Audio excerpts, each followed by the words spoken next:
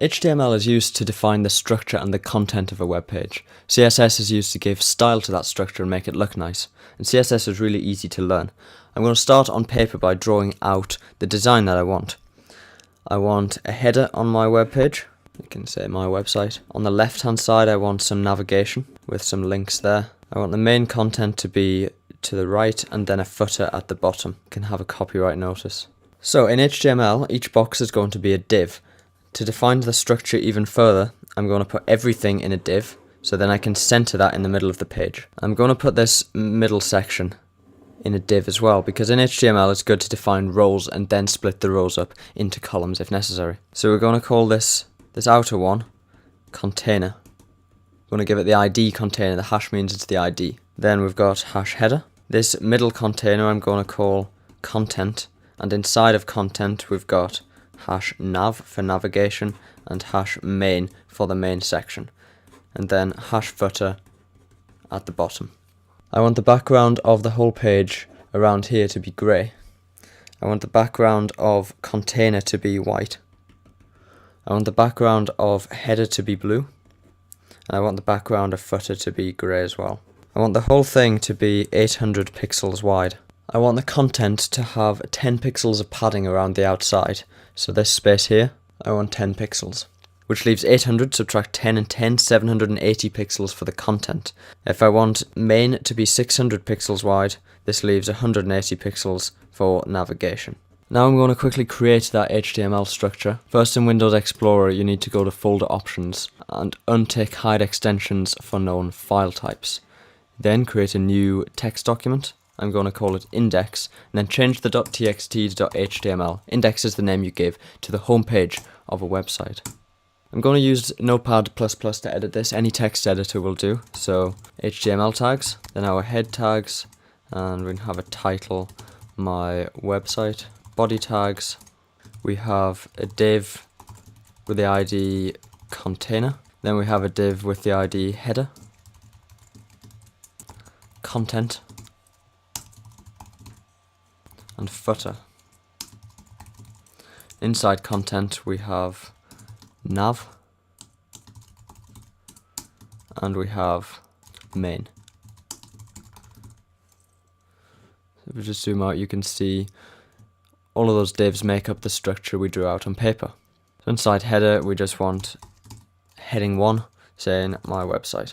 Inside nav, heading 3. Now for the navigation links it's a good idea to put them in an unordered list just for some nice structure. We might have about, we might have contact. Inside main, header 2, homepage. And I'm going to add 3 paragraphs. Paragraph 1, paragraph 2 and paragraph 3 of text. This is just lorem ipsum, which is nonsense text. And then finally in the footer, copyright ampersand copy semicolon gives you the copyright symbol 2014 Jake Wright.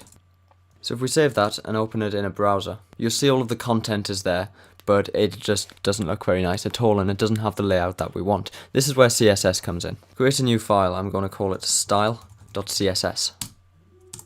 First we have to define a relationship between the HTML file and the CSS file. We do this with the link tag in the head section of the HTML. The first attribute is the relationship rel, and we tell it that it's a style sheet. The type of the file is text/CSS, and then the link or the path to the file, and since it's in the same folder we can use a very simple relative path of style.css, and then it's a self-closing tag like that. So the syntax of CSS, first you define an element that you want to target. So if I want to target an element with the ID header, I type hash header and then open curly brackets and then further down close the curly brackets, and everything inside these curly brackets will be applied to anything on the page with the ID header. For example, I want to set the background color to blue, so set background hyphen color. Multiple ways to set colors. I can just type blue, but that doesn't give you much freedom and control. The best way to do it is with a hex code. If you Google HTML color codes you'll get a nice list of these. And I found earlier that 66CCFF is a nice shade of blue. When you do this, you must prefix the number with a hash. So if we save this and refresh our page, we get a blue background for the header. We might also want to make the text inside that div white. We do that by saying color, colon, and we can just type the word white. Then each line must end in a semicolon. I mentioned that I wanted the background of the whole page to be grey. You can target the whole page by targeting the body tag. You don't need a hash, just the word body. And we can set the background color hash EEE is the shade of grey that I want. You'll often see when all of the numbers or letters are the same, you can shorten it and just type 3 of them. Then we wanted our container to have a white background. I want the heading of the website to be centered. You can do that with text-align center. Remember the semicolon. And I wanted the whole page to be centered in the middle. And I wanted it to be 800 pixels wide. So this is why we wrapped everything in a container div, so we can set the width to be 800 pixels. Now to center it, you need to set the margin -left to auto and the margin -right to auto. This will center divs horizontally. This doesn't work vertically, but it's very useful for doing it horizontally. I've just noticed I've got homepage in there twice. Sorry about that. Our next problem is putting the navigation and the homepage side by side. Let's start by defining the widths. We wanted the content div to have 10 pixels of padding. Now we could do padding left 10 pixels, padding right 10 pixels, but it's quicker just to use the shorthand property padding, and then the first number is the top, the second number is the right, the third number is the bottom, and the fourth number is the left hand side padding. Now since these are all the same, we can shorten this even more and simply just type 10 pixels, and that applies it to all sides. We then wanted our nav div to have a width of 180 pixels and our main div to have a width of 600 pixels. Now the thing about divs is they always appear on a new line. To stop that, we need to set them to float. We want them to float next to each other. We want nav to float to the left of its parent. Content is its parent. Now main can float either left or right. It doesn't matter because there's no space for it to move. But I'm going to put right just so it's easy to see which order they come in. So that puts them next to each other. It makes a new problem though. Since they're floating, the footer now doesn't care that it hasn't finished. They overlap. To fix that, we target the footer div and we apply a rule to this saying clear both. Now this means we must be clear of any floating elements before we display ourselves. So you can see here, there's still a floating element here. Clearing both means let's get past all of the floating elements and then display. Moving back to the HTML, I'm just going to actually make these navigation links into links with the A tag. They're not going to go anywhere. And I'm going to apply a class to the first one and call it selected because that is the page we're on at the minute, the home page. So let's first make the selected link bold. To do that, we can target the class dot selected. Hash for ID, a dot for a class. Now if we had a selected class somewhere else and we wanted to be more specific, we could do hash nav hash selected, just separate them with a space. This filters it down to any object with the class selected inside of the object with the ID nav. Then we can say font-weight bold. Since they're links, it puts an underline under them. We might not want that. We might want to get rid of underlines on all links on the page. So just like we targeted the body tag, we can target the A tag and say text-decoration none.